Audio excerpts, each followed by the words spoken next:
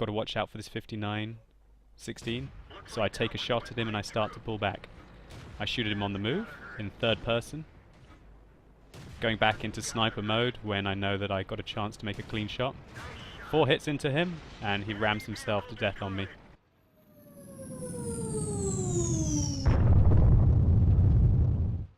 Hey guys, it's Quickie Baby bringing you another quick tank review, this time of the Tier 6 American light tank, the T21. Now this is a very interesting tank. Quite a few of you have been requesting that I do a review on it because it is a Tier 6 light tank and it is the last tank in the tree that does not have an autoloader. Many people consider this to be a weak link and lots of people want to just rush their way to getting the T71 where they can start to enjoy an autoloader on the American tanks. As you can see here, maybe I'm getting lucky. I've managed to pick up 80% wins in this tank with 929 average experience. So as always, what's really important on a light tank is how maneuverable it is, and this tank is very maneuverable. Its traverse speed is 60 degrees a second. Its top speed is an alright 56. That's not amazing for a light tank. But its 560 engine power combined with the weight fully loaded of 23.5 tons mean that it's able to accelerate fairly quickly. I like to use fuel on this tank. That may be new for you. This provides a 5% increased engine power and turret traverse speed for the rest of the battle, which can provide you with that little bit of extra oomph to get up slopes and to outmaneuver tanks, which I fully recommend that you do in this tank, because if you don't, your 590 hit points and absolutely nothing armor is not going to keep you alive for very long. Now this tank packs quite a little stinger. It's got a 76mm that fires over 18 rounds a minute with 115 alpha damage. So that means that you're going to have to be putting out consistent shots on the target if you want to take them down. It's not like the VK2801, for example, that can load 105mm and derp its way through the armor of its enemy tanks. This tank has got 128mm of penetration, which is more than capable of penetrating the sides and the rear of most tanks in the game. And if you load the premium rounds of 177mm penetration, that can go through most tanks frontally, apart from Tier 9 and 10 tank. Now the accuracy of this gun is very weak, 0.4, and its aim time is an alright 2.3. That means that trying to snipe in this tank is quite tricky, and you want to have medium to short range engagements. Lots of people like to play this tank with optics, but I personally like to play all my tanks with binoculars to give me that little bit of extra flexibility, enhancing the 390 meter view range of this tank, which makes it quite a little scout. So let's take a look at some gameplay so we can see this Tier 6 American scout tank in action.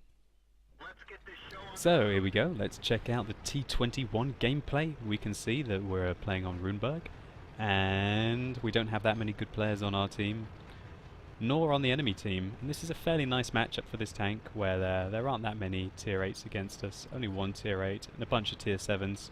So I feel like the rate of fire and the gun on this tank, I can do a bit more damage, as hopefully I'm going to show you. So what I recommend for bush locations at the start of the game is here. You can see we spot 1, we spot 2, 3, 4. We've got to watch out for this 59-16. So I take a shot at him and I start to pull back. I shoot at him on the move in third person, going back into sniper mode when I know that I got a chance to make a clean shot. 4 hits into him and he rams himself to death on me. That's a good start. That's basically my opposite number out the game. Their Tier 6 scout tank did not make the most of this game. And we put our gunner back in and start to unload on that KB1S. I pull back to get shots on this 12T. Here we can see the rapid rate of fire of this gun. That 12T didn't want to pay any more attention to us.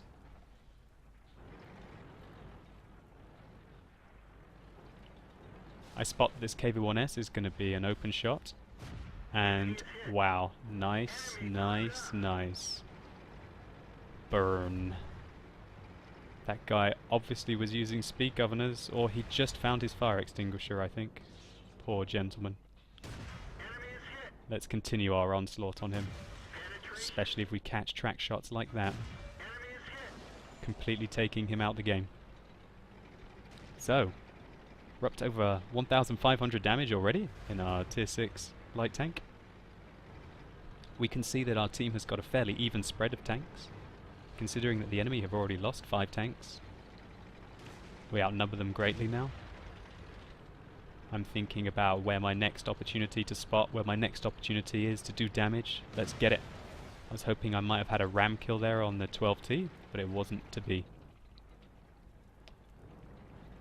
I see there's an SU-100 in the distance. I take out this building to get some shots. I think he's in this bush, so I fire a few shots. I can see it splash on the building though, and that obviously means that he wasn't there. We've got to be careful. This ARL can do a hell of a lot of damage to us, but I feel like I have the opportunity to get the kill. And we can see how amazing this thing is on the move. It's very mobile, quick to pick up speed, and look at the traverse. Look at the traverse. It can hard turn. So here we can see one of the new German light tanks, the Alpha Panther, and we can see it is a very large target with a ridiculous turret on, which is a lovely opportunity for me to pick up a cheeky bit of damage. Here we can see me take out the SU-100. I thought for a second there, watching the replay back, that I would have loaded a premium shell to take out that guy at range. Because let's be honest, he's got basically a 50-50 chance of taking me out in one shot if he was using the 122. That's something that you don't want to mess around with. So I'm using the enhanced zoom of Zoom Mod here to see which way the T32 is facing. And then it's time to party. Fortunately our first shot bounces. Our second shot does no damage. And we scoot as quickly as we can, tracking him on the approach to get the shot off. Here I wanted to zoom out, as you could see, to see if he was going to be able to get me. And then now it's time to put a bit more damage into him. So, without premium ammunition, we don't really have the penetration to really go through that T32's side and tracks consistently. Just firing this regular ammo, which I have been all game, yet to fire a premium shell. But if we can get his side and his rear and we can aim our shots, we can really unload on high tier tanks and give them a serious amount of punishing.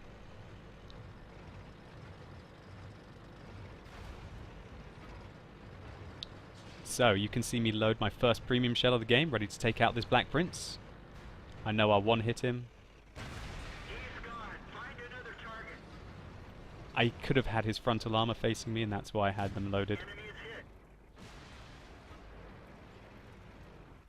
Putting some casual shots in on the Tiger, and now onto the Panther. You can see the excellent rate of fire of this gun, enabling us to take out the Panther with ease at range. So that really shows you the maneuverability and the flexibility of the T21. I kind of like this tank. I'm having a good time with it. I've been getting alright results. And let's take a look at the post-game stats. So here we can see the post-game stats. One of the key reasons I uploaded this replay is to show the potential of the T21 as a damage dealer and not just as a scout, a pure scout. As we can see, we only did 68 damage upon detecting with a lack of artillery and the lack of an open map there. We could not make use of our binoculars and our excellent view range to be spotting.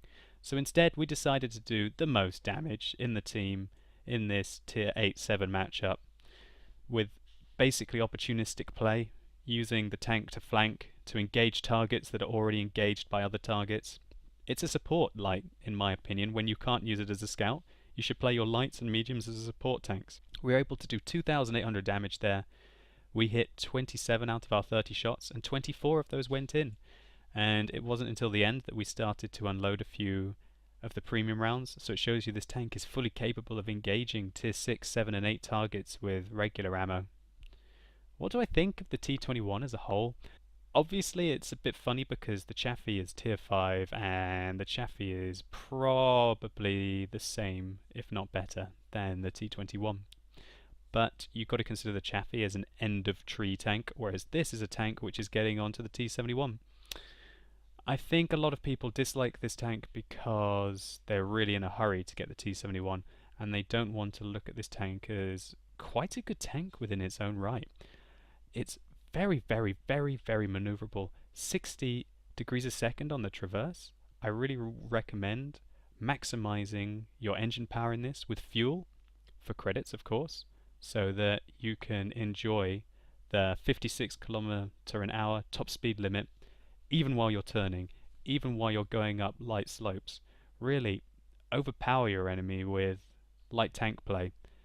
Track them, get round them, avoid them, outplay their slow turret traverse on the larger tanks.